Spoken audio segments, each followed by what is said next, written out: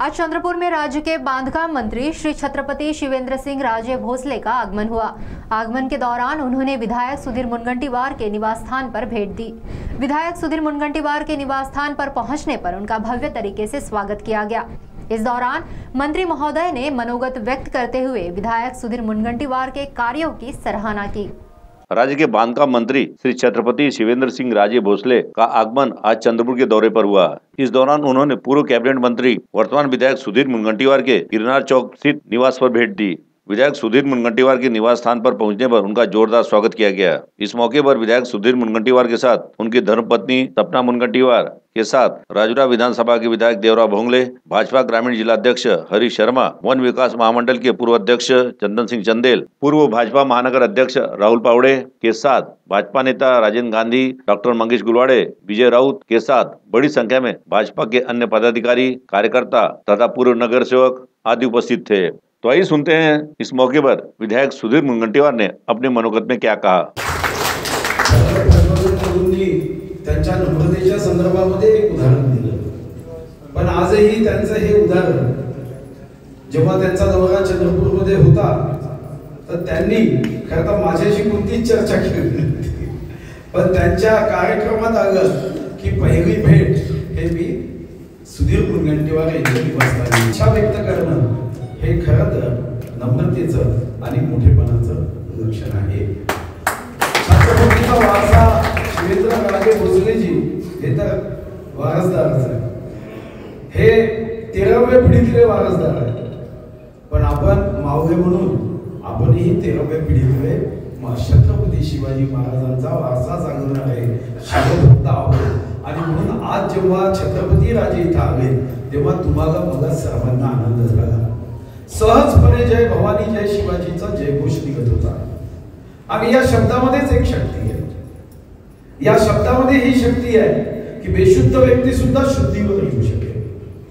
आज छत्रपती शिवेंद्र राजेंचं चंद्रपूरच्या नगरीमध्ये तुमच्या माझ्या वतीने स्वागत करत असताना मनापासून आनंद होत असताना निश्चितपणे ते स्वतः छत्रपती शिवाजी महाराजांचा वारसा जेव्हा सांगतात तेव्हा छत्रपतींचं सर्वात मोठं वैशिष्ट्य आहे, जे वैशिष्ट्य आम्ही 12 गडकिल्ले घेताना इतर देशातले लोक त्या युनेस्कोच्या बैठकीत बसले तेव्हा आम्ही छत्रपती हे इतर राजांपेक्षा कसे वेगळे होते आणि त्याचं एकच कारण सांगितलं की छत्रपतींनी नेहमी हे राज्य इतर राजे स्वतःच राज्य म्हणायचे।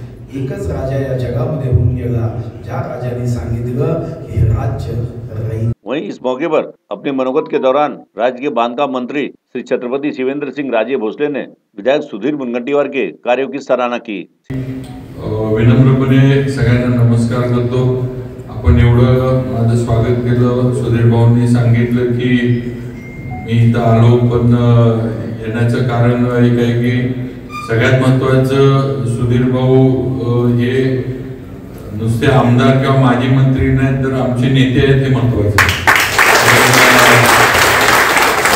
त्यांच्या नेतृत्वाखाली त्यांच्या मार्गदर्शनाखाली राज्यामध्ये आम्ही सर्वजण काम करतोय आणि त्यांचं स्थान जे हे आमच्या सर्वांच्या दृष्टीनं फार वरच्या स्तरावरचं त्यांचं स्थान आहे।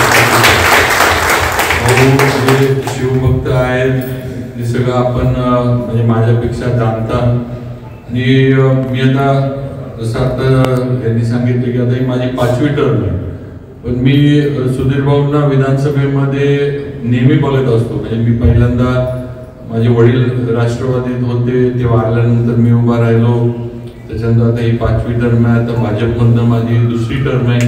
यापूर्वी राष्ट्रवादीतनं माझ्या 3 टर्म ज्या त्या आमदार म्हणून झाल्या होत्या आणि काम करत असताना मी भाऊंना नेहमी बघायचो। म्हणजे भाऊंच्या एवढा अभ्यास, त्यांची वक्तृत्व शैली म्हणा किंवा ज्या पद्धतीनं इतिहासाचं आणि सगळ्या गोष्टीचं आताच्या प्रसंगाशी ज्या पद्धतीनं भाऊ बोलतात जोडतात म्हणजे हे शिकण्यासारखं आहे, सगळ्यांना जमत नाही। पूर्णपणे अलर्ट मोड मध्ये असतात, सुधीर भाऊंना काही उत्तर देऊन चालत नाही। जे कायद्यात असेल आणि जे योग्य असेल तेच त्यांना सांगायला लागतं, तर भावना ते पटतं. आले तर काय तर सांगितले पाहिजे, ज्याला आपण म्हणतो ना तोंडाला पाणी पुसणं, असं केलं की मग काय कुणाची खैर नाही हे आम्हाला सगळ्यांना माहिती आहे.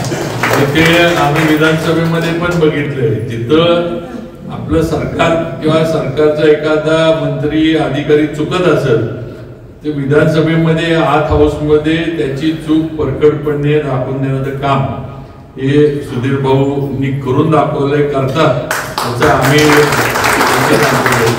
टी टीवी के लिए हमारे प्रतिनिधि वैभव रारकर की रिपोर्ट।